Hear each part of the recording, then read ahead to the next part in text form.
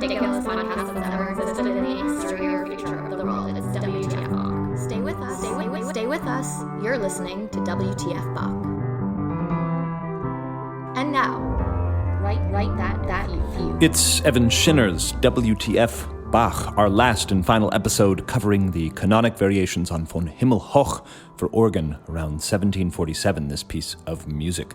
We studied the origins of the chorale tune, we heard a little bit from Pachelbel, we've looked in depth at pretty much every aspect of this piece, even down to the nitty-gritty of the small changes between engraved and handwritten copies, and we discussed the official reason for this piece, which was a submission to the Mitzler Society of Musical Sciences. Today, I want to talk about the differing orders between the two versions of this piece. I'll start by reminding you what the 5 movements are, as seen in the published version. Variation 1 is a canon at the octave, variation 2 is a canon at the 5th, variation 3 is a canon at the 7th, variation 4 is our canon in augmentation, variation 5 is finally the inverted canon at movable intervals of the 3rd, 6th, 2nd, and 9th. That version, I believe, the published version, we can accept it as being, shall we say, increasing in contrapuntal complexity, begins with the octave, moves toward the 7th, then an augmented canon, then finally this inverted canon. I think that's more or less the thrust of the printed version, that it increases in contrapuntal complexity. So let's head over to the big bad Wolff, friend of the show, and hear his thoughts on the other version. Quote, "In contrast to the printed version, in which the form of the work is guided by consistently rising intensity, the autograph, the authentic version emanating directly from the composer, shows a symmetric form. The crucial point moves from the end to the middle of the canonic work, which is to be surrounded by 2 movements, each in canonic counterpoint. The central position of the former final movement is underlined by the new titles. It is now expressly stated that this movement takes up the cantus firmus in canon, a situation that does not apply to the other settings. Friedrich Smend has convincingly shown how the plan of the work is revealed in its overall structure. As he points out, the beginning is formed by a canon in purely contrapuntal play, a canon that accompanies the cantus firmus but is motivically independent. The ensuing movement is a similar canon, but the chorale melody relinquishes its isolation and becomes involved in the reflective gestures through the rhythmic and melodic fabric of the contrapuntal parts. The middle movement, finally, presents the cantus firmus itself in canonic form in a full setting that stands in contrast to the earlier settings. The next to last movement leads away from this concentration of sonority and contrapuntal texture, relegating the canonic setting to the accompanying parts again, though the chorale still influences their motivic shape, and the last movement rounds out this development by loosening the contrapuntal writing with a return to the canon at the octave, yet now in augmentation, and with the cantus firmus spaced widely apart. The different placement of movements in prints and autograph can, in the last analysis, be derived from 2 totally different concepts in Bach's thought. We see no other solution than to accept either version in its given formal logic as authentic. The printed version is determined by expansion of contrapuntal and dynamic means, whereas the autograph version stresses the function of the chorale in its relation to various contrapuntal elaborations. The printed sequence finds a more immediate response in modern ears by the anticipation of a finale effect. Bach may have given preference to the autograph sequence, however, its climax being both central and symbolic, in that the chorale emerges clearly as a basic substance of the canonic work. Yet it becomes evident that the compositional process was not at the outset guided by Bach's insistence on an unequivocal order. An initial order of intensification could be changed to an order of symmetry, a process which may have presented the most earnest challenge to the composer's sense of form. In viewing the 2 solutions perhaps considered equally valid by Bach, one cannot escape a comparison between natural and constructed form. It is readily understandable that in the hands of the composer, as performer, there arose a form based on growth, but a more contemplative attitude once he gained a certain distance from the work, prompting a restructuring. Okay, if you made through that, bravo to you. I find Wolff's books so dense that I need to reread every paragraph like 10 times. What I think, however, is important to take away, if you're just going to take something away from that, is that Wolff says Bach as performer might be different from Bach, the composer. Wow, that's a thought. Bach as a performer versus Bach, a composer.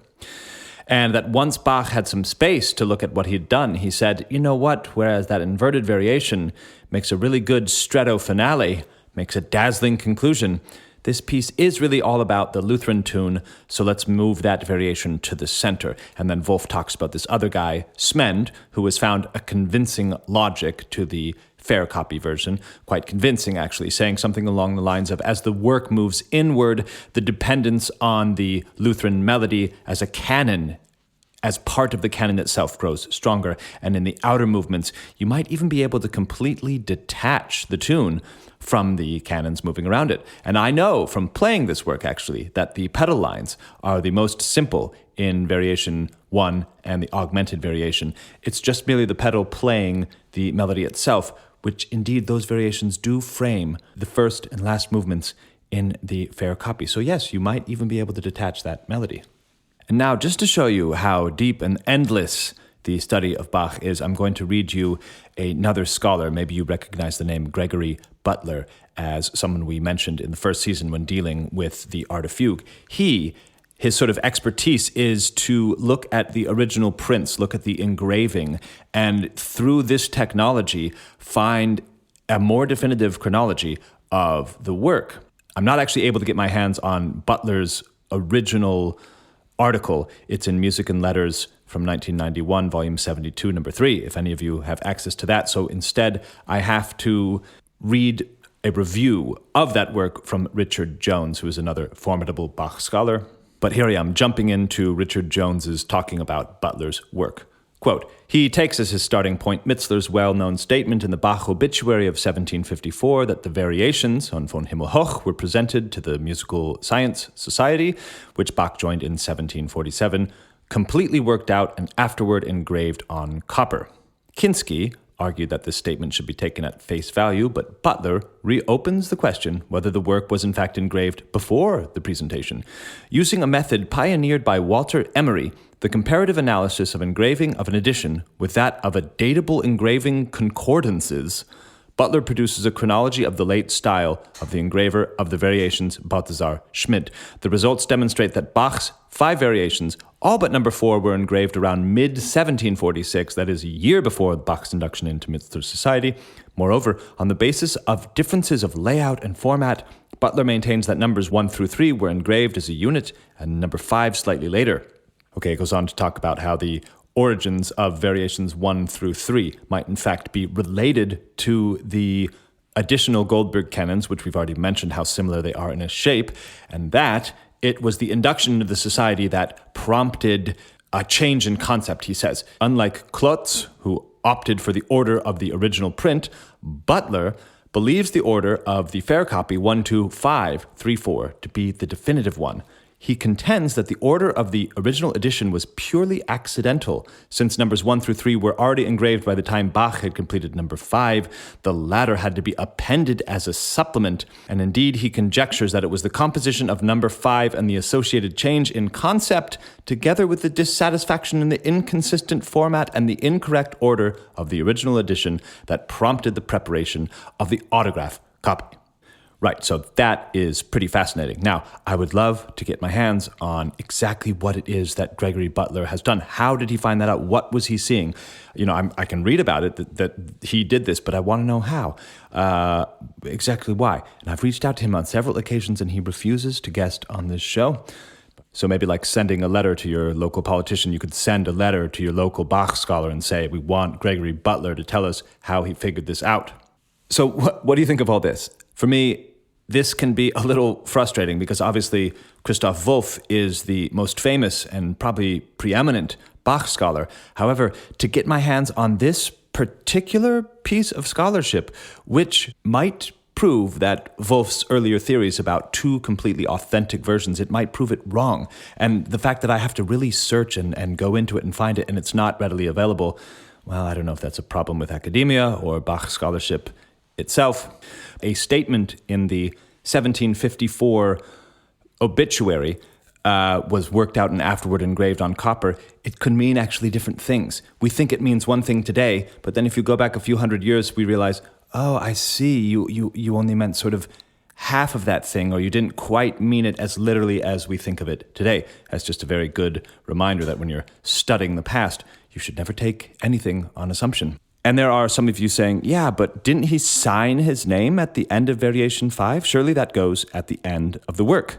But we must not forget that there's also a signature in the augmented canon, which is in the finale of the handwritten copy. Let's hear that a bit, because I didn't explicitly talk about it.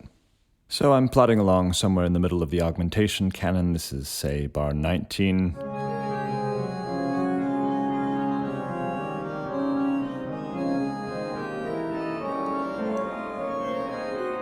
And I pause and I go, wait a minute, what was that measure here? And I say, isn't this B-A-C-H? And that's very interesting. Well, it's certainly the shape of B-A-C-H. And since I know that this line itself will be played twice as slowly, I head over to the end and I see the consequence. So that very same line that I was just playing in my right hand sounds like this in the left hand, now twice as slow.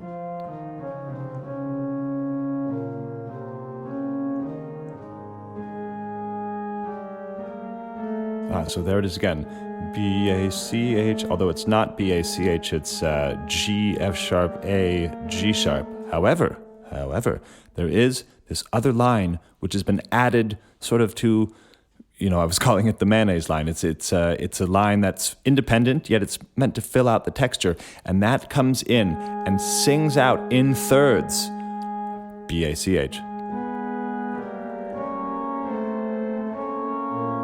So it began as a line in twice as fast in the right hand, then slowly augmented in the left hand, and then it joins in with this independent line, which will spell out B-A-C-H. There it is, B-A-C-H. And that is just 3 bars before the end. And in fact, I will put an image of that in the episode description. You can see that the editors of the Neue Bach-Ausgabe have chosen to write out B-A-C-H. Yes, so there, in fact, is another possible signature in the last movement of the autograph version. Anyhow, that's about all I would like to say about this piece. 10 episodes of it. If you're playing it, you have to make the decision, what order, what version do you want to play? And if you're listening to it now, you can be informed of whomever is playing is making that very decision.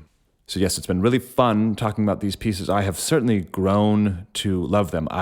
They were sort of a dark spot on my radar. I may have mentioned that in the first episode, that I've always heard of these variations as being spoken of with the Goldberg variations and with the musical offering and with the Art of Fugue. Those are pieces I know like the back of my hand, but now this one is a bit more familiar to me. And the more I play it, the more I grow to love it. In fact, I'm going to release a bonus episode just for my listeners of a very WTF'd version where I've really put all the stuff into electronics, and you should love it. However, here at the end of this episode, I'm going to give you some good old music, me playing the organ. These are other settings of Von Himmelhoch that Bach made earlier from the variations, and you can see in some of these, I'm going to play 3. Some of these he's already tinkering with this idea of different parts of the melody at the same time and how to stretto them and how to make canons of them, how to make fuguettas of them. It's really wonderful. Thanks very much for listening. After this, I don't know where we're going to go. Probably back into the vocal music. If you want me to analyze a specific piece, it's like I always say, write me, Bach@WTFBach.com. And thanks very much for listening. This has been really fun talking about these pieces. I hope you've enjoyed it. Thanks for listening to the WTF Bach podcast. We couldn't make this podcast without the support from listeners like you. The best way to help this podcast along is to become a paid subscriber on Evan's Substack. You can also make a one-time donation on Venmo, Cash App, or PayPal. All relevant links are found in this episode's description. We also want to hear from you. So if you have an idea, a favorite piece, or a suggestion, give us a shout. Bach@WTFBach.com. We get notes from almost every corner of the globe every week. It makes our days to hear from you. So thank you for listening.